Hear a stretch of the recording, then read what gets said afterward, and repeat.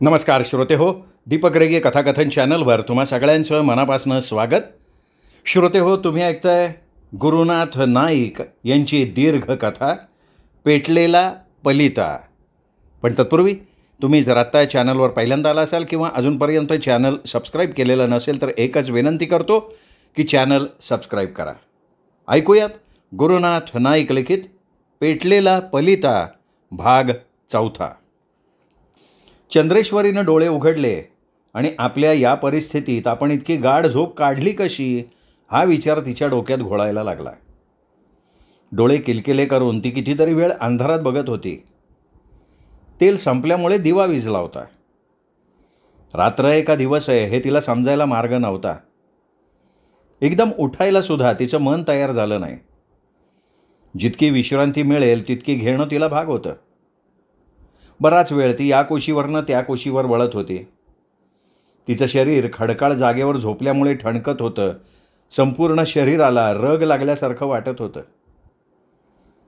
जेव्हा तिला या भुयारात आणण्यात आलं होतं तेव्हा आत उकडल्यासारखं होत होतं. खडकाळ जमीन तापलेली होती. पण आता तिचं शरीर देखील थंडीनं बधीर झाल्याची जाणीव तिला होत होती.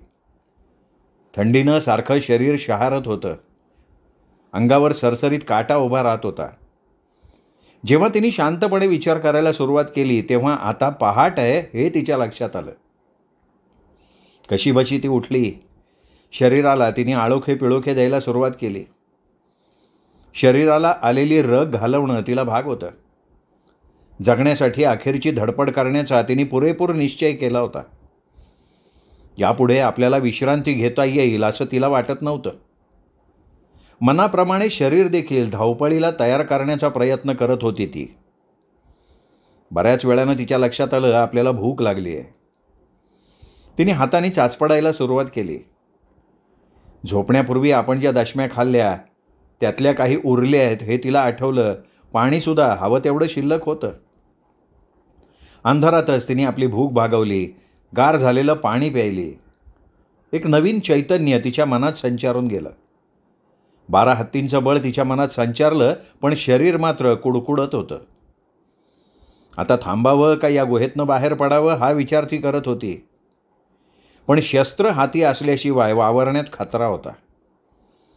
एखादा आडवा आलेला शिपाई त्याच्या तोंडून शब्द निघण्यापूर्वीच जर का आपण ठार केला तरच पुढच्या हालचाली आपल्याला करता येतील हा विचारसुद्धा ती मनाशी करत होती. तशीच ती हलक्या पावलांनी हाताने चाचपडत गुहेतनं बाहेर आली. आपण या भागात डाव्या बाजूनं शिरलो हे तिला आठवलं. तशीच ती उजव्या बाजूला सरकली. बारकाईने ती पहाऱ्याचा अंदाज घेत होती. एखादा बेसावत पहारेकरी असला तर त्याच्याकडचं शस्त्र काढून घ्यायला पहिल्यांदा त्याला ठार करणं आवश्यक आहे हाच विचार तिच्या मनात घोळत होता. ज्या ठिकाणी आपण एक हुंदका ऐकल्याची जाणीव तिला झाली त्या ठिकाणी तिच्या नकळत तिचे पाय थबकले. तिने कान टावकारले होते.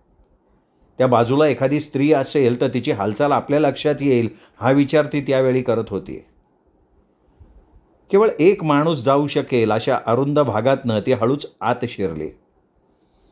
हुंदका देणारी स्त्री त्या ठिकाणी एकटीच असली तर आपली चोरटी हालचाल बघून ती घाबरून जाईल हा विचारसुद्धा तिच्या मनात आला.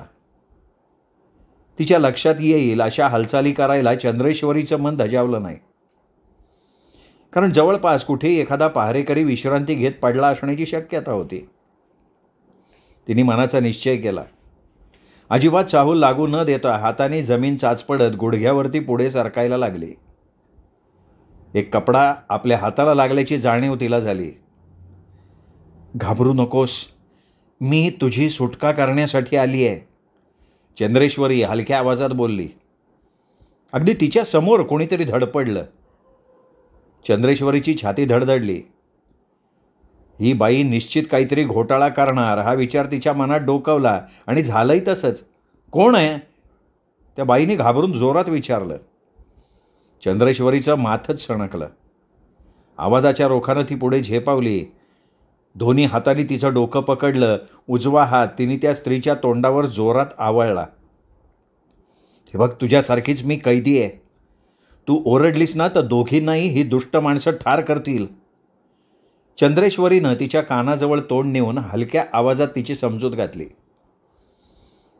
थोडा वेळ तिने कानोसा घेतला, पण हातानं दाबलेलं तिचं तोंड मात्र सोडलं नाही. आता तू ओरडशील का? त्या स्त्रीनं नकारार्थी मान हलवली. हे बघ, ओरडलीस तर दोघींचाही घात करशील. तिने नकारार्थी पुन्हा एकदा मान डोलवली. चंद्रेश्वरीचं समाधान झालं. तिने त्या स्त्रीच्या तोंडावरचा आपला हात काढला. एवढ्या अवधीत जवळपास कोणीही नाही याची खात्री तिला झाली होती, पण बेसावध राहायला ती तयार नव्हती. आपण जरा जोरात बोललो तर ते निश्चित कुठेतरी ऐकू जाईल, ही भीती तिच्या मनातनं जाणं शक्य नव्हतं. तू कोण आहेस हे मी तुला नंतर विचारीन. आपण दोघीही जिवंत बाहेर पडलो तर आपली आबरू या दुष्ट माणसानं घेण्यापेक्षा मृत्यू आलेला बरा, असं नाही का वाटत तुला? चंद्रेश्वरी कानाजवळ तोंड नेऊन तिच्याशी बोलत होती. मी त्याचीच वाट बघतीये. आणि सुटकेसाठी धडपड करता करता आपण मेलो तर? माझी तयारी आहे. थरथरत्या आवाजात त्या स्त्रीनं उत्तर दिलं. चंद्रेश्वरी स्तब्ध झाली. अस्पष्ट असे आवाज ती कानानं टिपत होती. जवळपास कुठेतरी हालचाल होत असल्याची जाणीव तिला होत होती. हे बघ, माझ्याबरोबर ये, पण कसलाही आवाज करायचा नाही. हात धरून तिला उठवत चंद्रेश्वरी म्हणाली. तिच्याबरोबर झटक्यात ती स्त्री उठली. आपल्यासारख्या हालचाली ती करू शकणार नाही याची खात्री होऊन सुद्धा चंद्रेश्वरीनं तिला बरोबर घेतलं होतं. त्या स्त्रीचा हात धरून चंद्रेश्वरी त्या गुहेतनं चिंचोळ्या दाराशी आली आणि त्याचवेळी अस्पष्टसा उजेड तिच्या नजरेनं टिपला. कोणीतरी आपल्या रोखानं येत असावं याची जाणीव तिला झाली. त्या रोखानं तिने निरखून बघायला सुरुवात केली. दूरवर दिसणारा उजेड आता स्पष्ट होत होता. वेड्या वाकड्या भुयारातून कोणीतरी जवळजवळ येत होतं. तो एकटाच असावा याची प्रार्थना ती परमेश्वरापाशी करत होती. ते जर दोघे जण असले तर आपले सगळे प्रयत्न फुकट जातील असंही तिला वाटलं. अचानक मशाल तिच्या नजरेला पडली. मशालीच्या उजेडात दोघे जण त्यांच्या रोखानं येताना तिने पाहिले. परमेश्वराने तिच्या अजिबात ऐकलेलं नव्हतं. मनातल्या सगळ्या आशा दडपल्यासारख्या झाल्या तिच्या. खिन्न मनानं ती जवळजवळ येणाऱ्या 2 हत्यारबंद शिपायांकडे पाहत राहिली.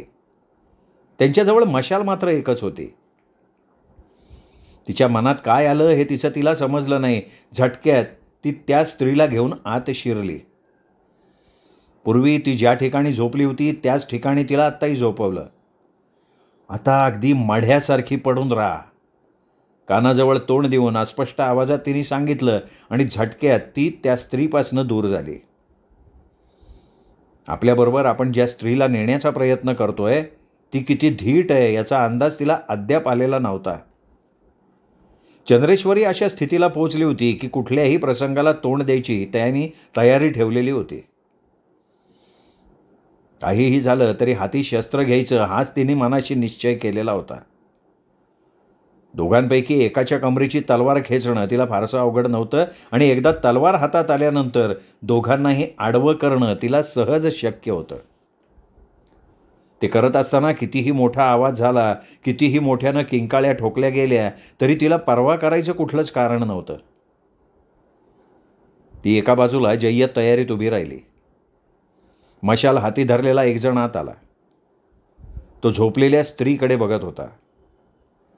थक्क होऊन चंद्रेश्वरी सुद्धा त्या स्त्रीकडे बघायला लागली. अत्यंत सुंदर अशी ती स्त्री राजघराण्यातली आहे हे बघता क्षणी तिने ओळखलं.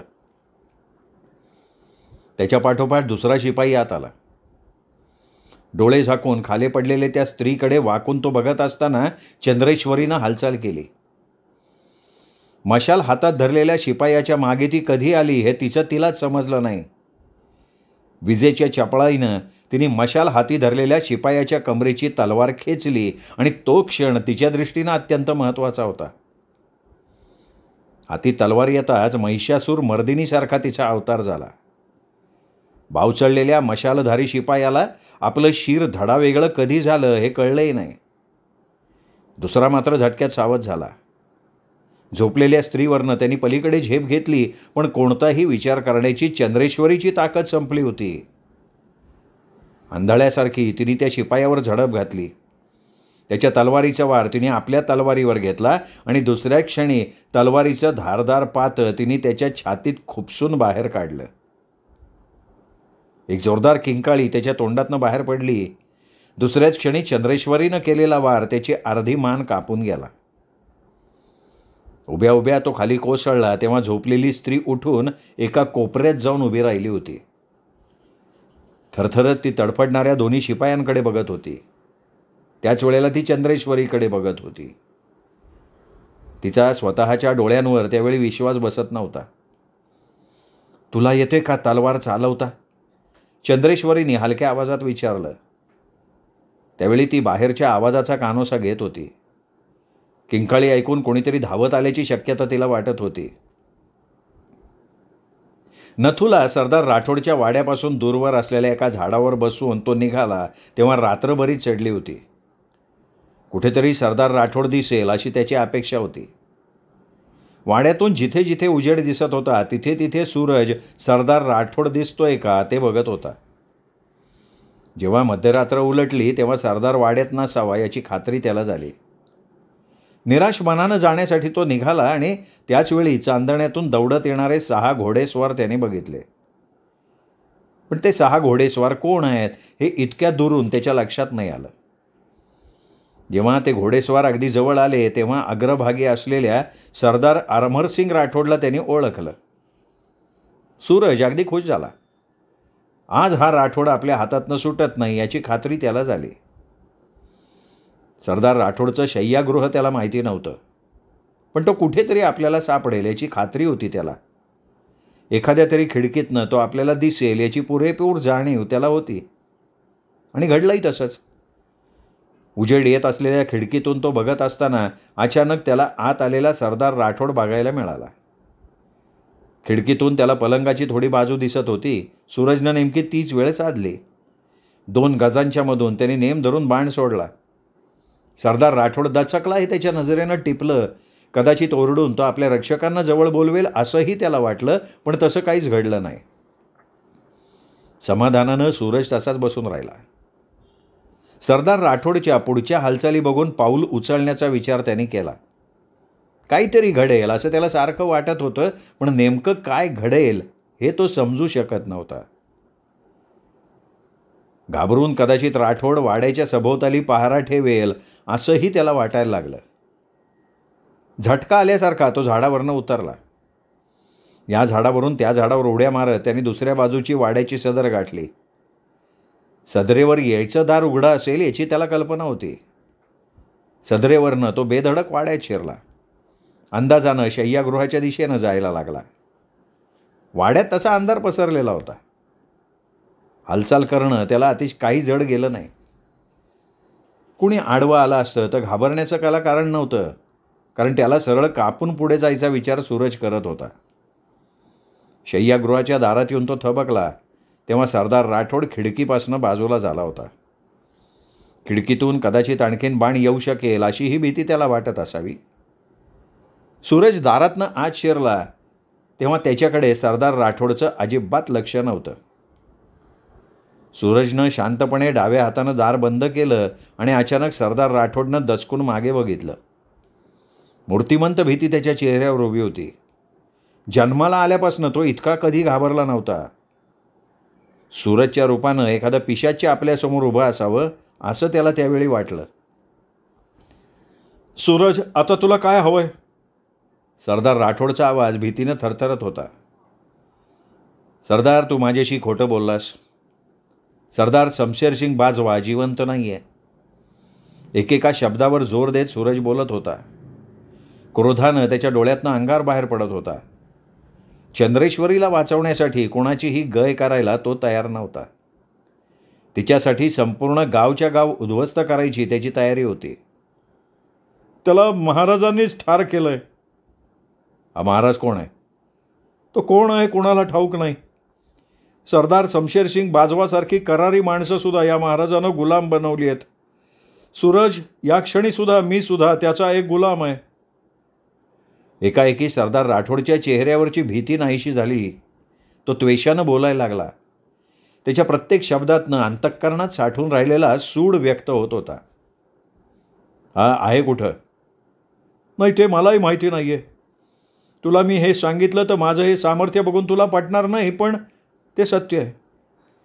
जेव्हा मला बोलवणं येतं तेव्हा या महाराजाचे 1-2 शिपाई इथे येतात. मी आणि माझे 5 रक्षक त्यांच्याबरोबर जातो. त्यावेळी आमच्याजवळ काळी फडकी असतात. जळफळत्या अंतःकरणानं सरदार राठोड बोलला. अगदी ठामपणे तो बोलत होता. आपल्याला कोणत्या पद्धतीनं नेण्यात येतं आणि कोणत्या पद्धतीनं परत 2 कोसावरच्या रानात सोडण्यात येतं हे त्यांनी सूरजला स्पष्टपणे सांगितलं. सूरजविषयी कुठल्याही शत्रुत्वाची भावना सरदार राठोडच्या मनात नव्हती. सूरज सरदार बाजवा दुष्ट प्रवृत्तीचा नव्हता. तो अतिशय शूर आणि इमान राखणारा होता.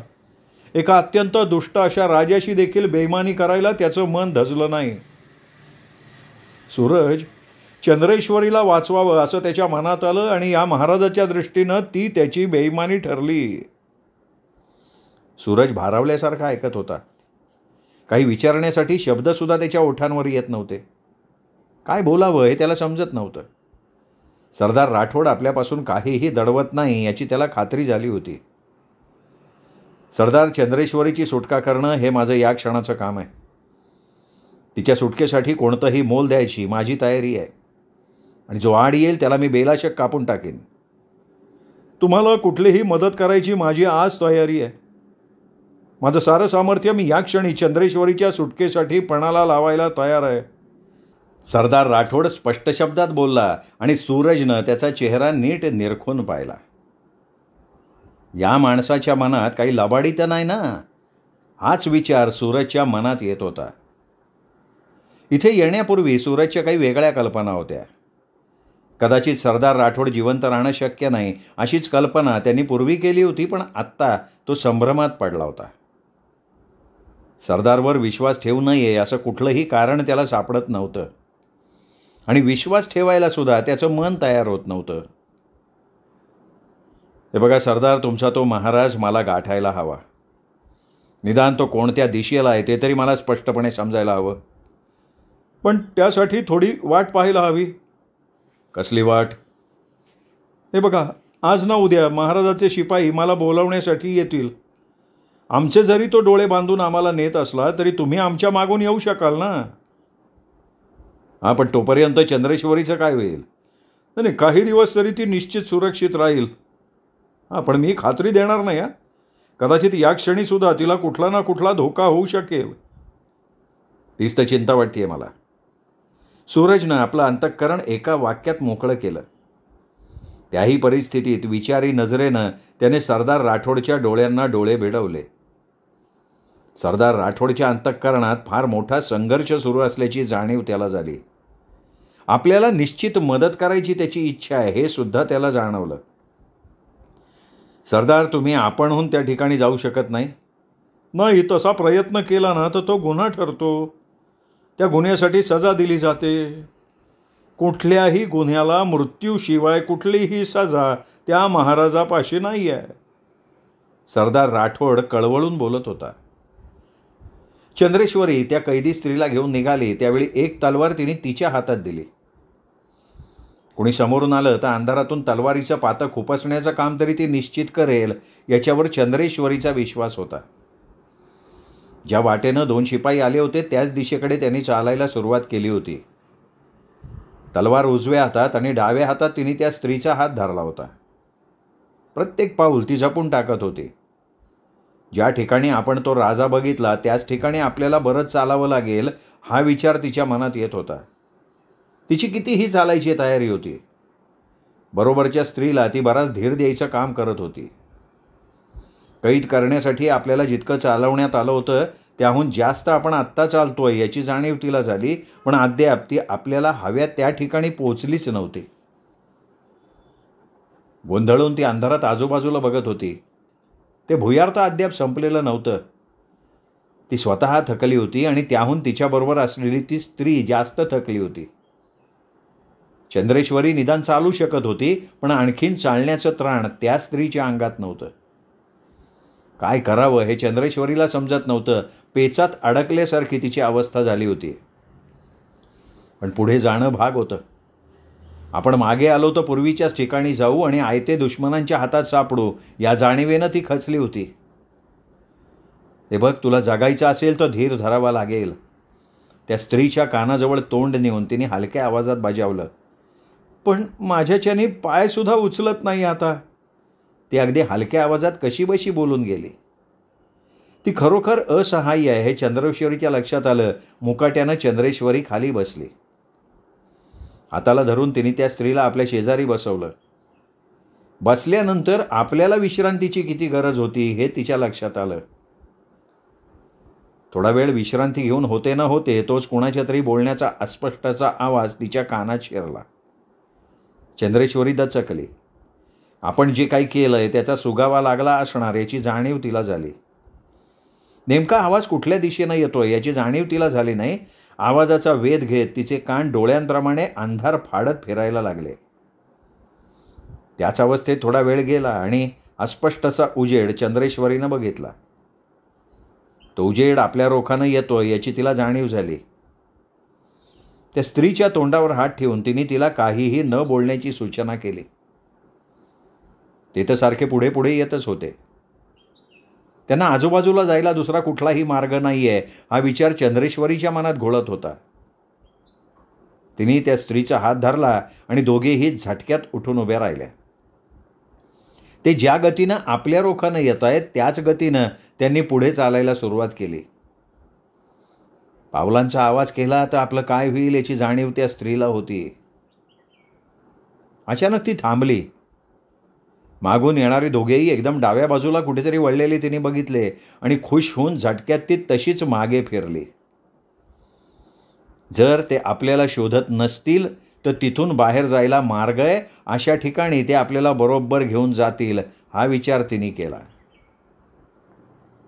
त्या स्त्रीचंही मन जेव्हा मार्ग सापडत नाही असं दिसून आलं तेव्हा निराश झालं होतं. पण जेव्हा चंद्रेश्वरीची युक्ती तिच्या लक्षात आली तेव्हा मात्र हळूहळू तिच्या मनातली निराशा नाहीशी झाली होती. त्या दोघांच्या मागून उजेडाच्या रोखानं जाणं त्यांच्या दृष्टीनं अगदी सोपं होतं. अजिबात कुठल्याही धोक्याचा विचार न करता त्या स्त्रीचा हात धरून चंद्रेश्वरी चालत होती. जितकी सावधगिरी बाळगता येईल तितकी बाळगणं त्यांना भाग होतं. कुठेतरी मार्ग थांबला असावा हा विचार तिच्या मनात आला, कारण ते दोघेही त्यांच्यापासून 100 पावलांवर घुटमळत होते.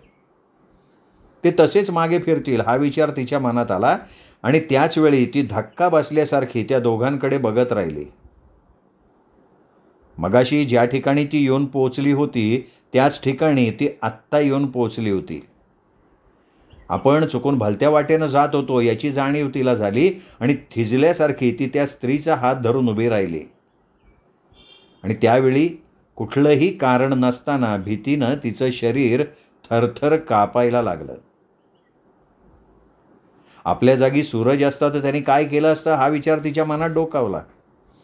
आपल्या जागी सूरज आहे हा विचार करून तिने हळूहळू पावलं टाकायला सुरुवात केली. त्यावेळी तिच्या उजव्या हातात तलवार जय्यत तयारीत होती. आपल्या बरोबरीच्या स्त्रीला तिने मागे उभं करून ठेवलं होतं. तिच्या हातून जर का काही चूक झाली तर आपली सुद्धा जिवंतपणे सुटका होणं कठीण आहे याची खात्री तिला पटली होती. श्रोते हो, हे होतं गुरुनाथ नाईक लिखित पेटलेला पलिता या दीर्घ कथेचं 4थं प्रकरण. 5वं प्रकरण उद्या. भेटूयात उद्या.